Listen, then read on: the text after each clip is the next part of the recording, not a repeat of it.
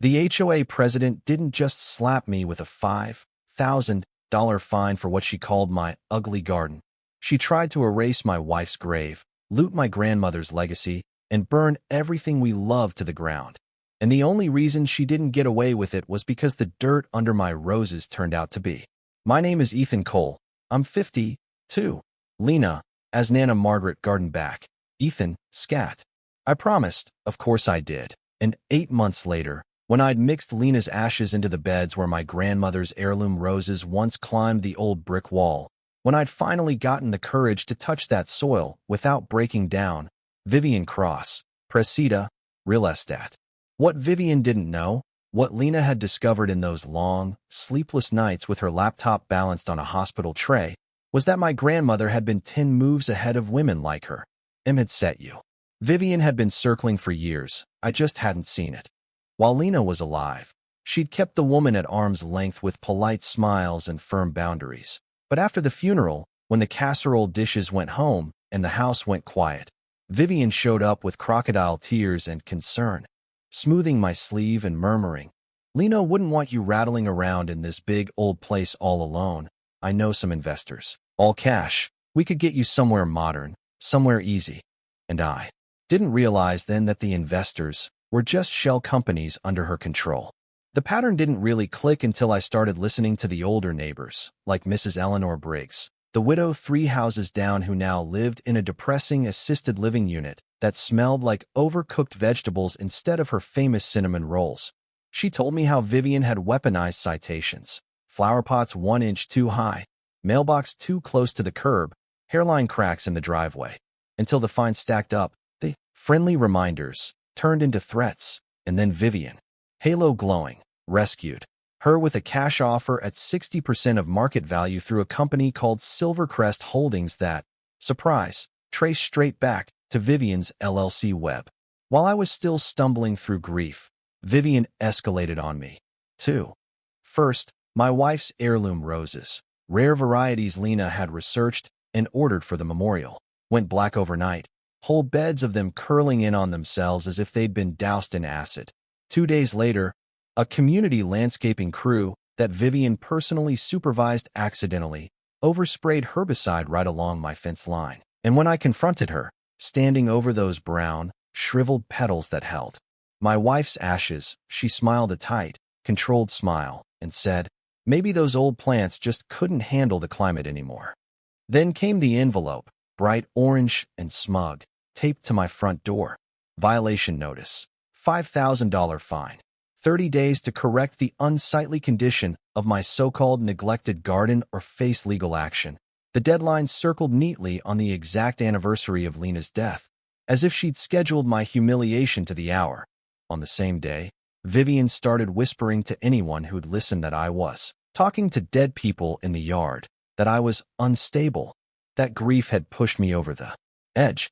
What she didn't know was that Lena had left me more than ashes and instructions. Hidden behind my grandmother's old jewelry box, I found a folder of Lena's notes, printouts of deeds, trust documents, and pages of her own handwriting mapping out Vivian's behavior, names of neighbors pushed out, dates of fines, sale prices, the same LLC names repeating like a stain, and at the bottom of one page she'd written, "If you're reading this, she's making her move. The garden is both our shield and our bait. Don't let her take it." Standing there in the half-dead beds, wind cutting across the yard, my fingers buried in soil that held my wife and my family's history, I felt something shift in me. Grief stopped being just a weight and turned into a kind of cold, slow-burning fuel, and I decided I wasn't going to let some HOA tyrant bulldoze my wife's resting place for a cul-de-sac of beige townhomes. Vivian's next move was as predictable as it was vicious. One morning, as I was sitting on the stone bench by Lena's memorial oak, reading aloud from the poetry book she loved, a patrol car rolled up, lights off, and Officer James Martinez stepped into the garden, radio crackling, eyes apologetic as he said, "Mr. Cole, we got a wellness call. Somebody says you've been talking to someone who isn't there, maybe yelling, maybe crying. They were worried you might hurt yourself." I looked up from the plaque with Lena's name on it, from the soil that literally contained her ashes, and I had to swallow hard before I answered. "I talked to my wife where she's buried, officer. That's not insanity. That's grief.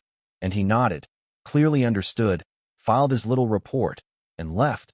But by that afternoon, Vivian's rumor mill had spun that quiet visit into proof that even the police think Ethan's losing it. The real blow came by certified mail. Thick papers smelling like toner and condescension.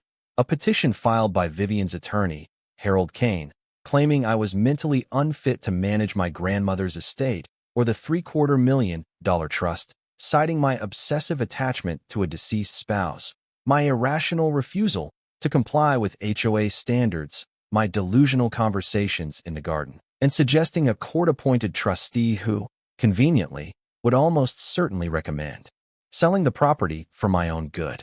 Lena had warned me in her notes, document everything, and I had. By then I'd installed cameras after the rose poisoning. I had recordings of Vivian minimizing the accident, of her pushing me to sell, of her telling an elderly neighbor that gardens come and go, but development is forever, and I took all of that straight to Dr. Karen Monroe. The grief counselor and psychiatrist Lena's oncologist had referred me to before she passed. One thorough evaluation later, I had a clean mental health letter ready for court and a doctor willing to testify that talking to your late spouse at their memorial is not, in fact, psychosis. While Vivian painted me as a lunatic to the newer residents, I kept following Lena's paper trail, and that's when the cavalry started to arrive. First, Miguel Alvarez, a private investigator recommended by a friend of Lena's, the kind of guy who can smell a shell company from 3 states away, laid out a pattern on my dining table that made my stomach flip. 15 properties in and around Cedar Ridge Meadows, all originally owned by elderly or widowed residents, all bled dry with citations and fees, all sold in distress to different LLCs that, when you lift the paperwork, all bled back to Vivian and her developer partners.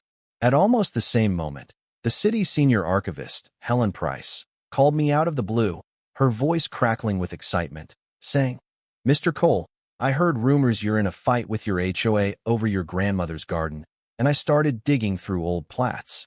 You need to come down here and see this." In a dusty back room full of rolled maps and bound ledgers, Helen showed me that my lot wasn't just another suburban parcel. It sat on the original homestead of Everspring's founding family. The 1880s kitchen garden, orchard line, and well site were all mapped right where my grandmother had planted her roses, and in the margins of one old survey, someone had scribbled a note about rare imported botanicals and seed stock from indigenous fields.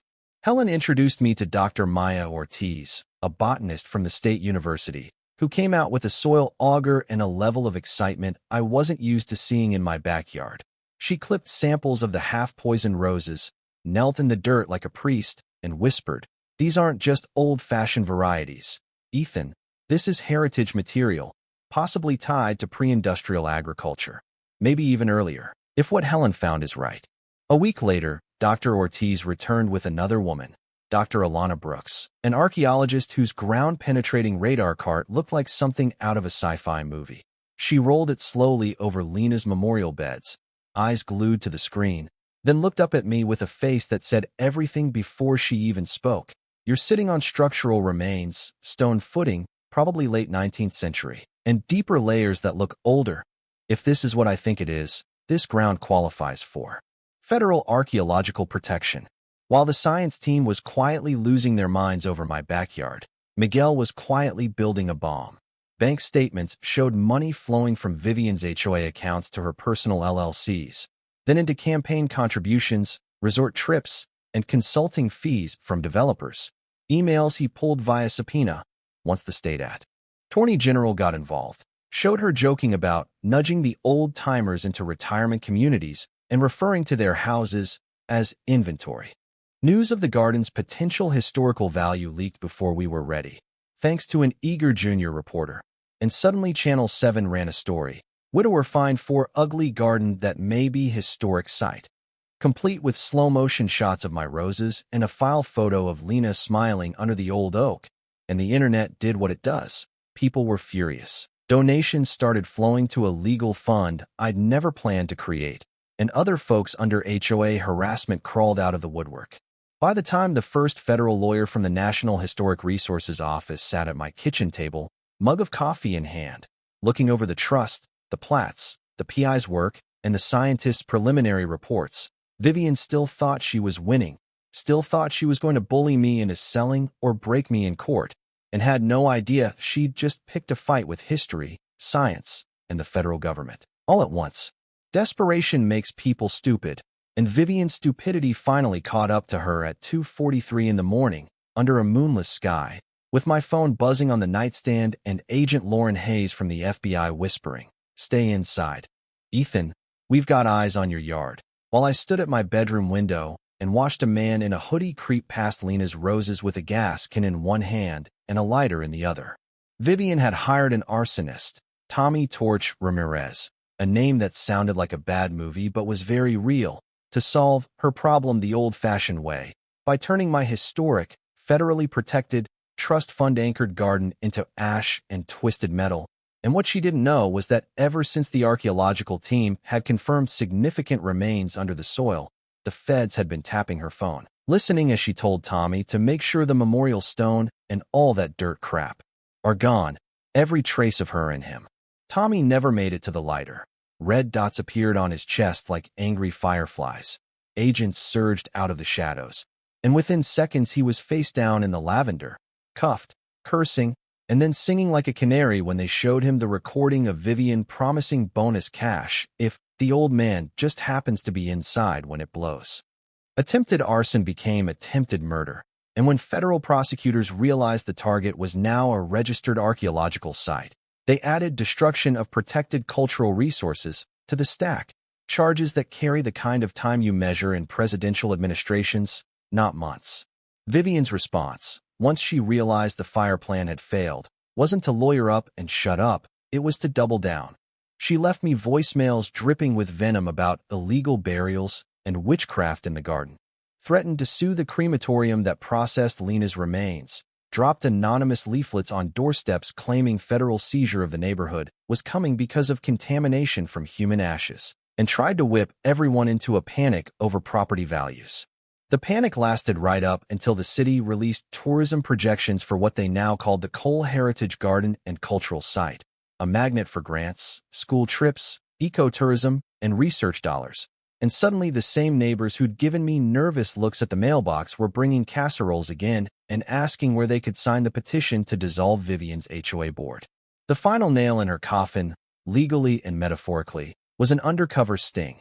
Agent Hayes set up a meeting posing as a crooked city official willing to accidentally damage the site during infrastructure work, and Vivian walked right into it, checkbook in hand, saying the quiet part louder than anyone expected, offering $60,000 if the construction error specifically wiped out that ridiculous memorial spot and all that miracle dirt that keeps saving him.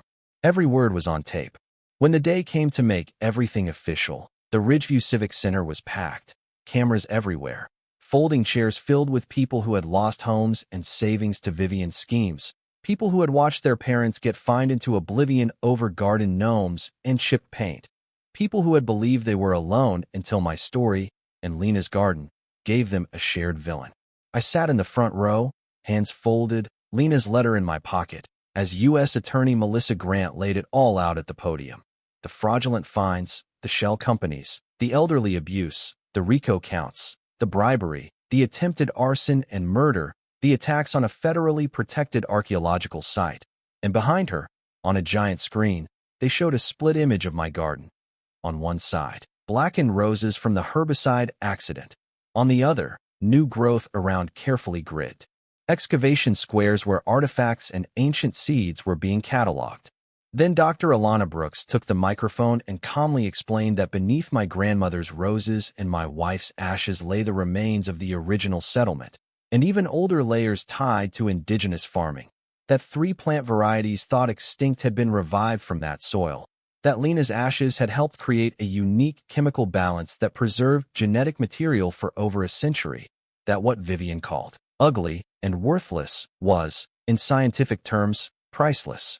Finally, the judge invited me to speak, and I walked up there on legs that felt like rubber, pulled Lena's letter from my pocket, and told a room full of strangers and cameras about the night. She put my hand over the legal documents and whispered, "They will come for this, Ethan, not because of the flowers, but because people like Vivian can't stand anything they can't own.